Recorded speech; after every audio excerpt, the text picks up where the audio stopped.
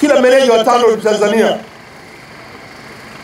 ni wajibu wake na wafanye hivyo, kuyatembelea madaraja yote kila baada ya mvua kunyesha, na kutembelea na makaravati yote, na kuhakikisha kipenyo cha daraja kinabaki kuwa kile kile kilichojengwa.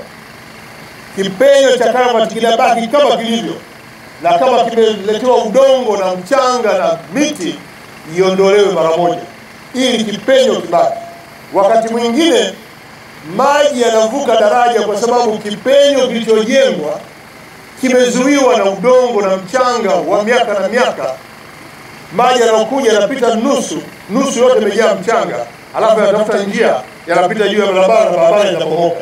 Na kwa hiyo basi fedha ambayo tunawatengea ukaguzi wa madaraja na karavati itumike kwa wao wenyewe kupita kila baada ya mvua zikinyesha, waje wajiridhishe kama kipenyo kimebaki vile vile.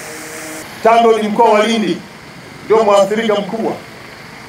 Wahamie hapa, wajenge kambi hapa, waishi hapa, waishi Somanga, waishi pale Tatu, waishi na Ngurukuru, ili wawe wanafuatilia mwenendo wa maji kutoka huko milimani na kuhakikisha kwamba barabara zetu zinabaki kuwa salama.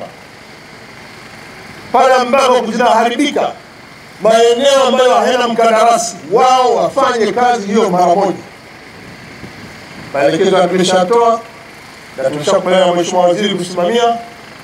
Tutatarajia sasa kama mtoto usumbufu wa muda mfupi, na tumewaambia TANROADS mkoa wakipata tatizo zaidi ya uwezo wao wasisite watoe taarifa makao makuu ya TANROADS.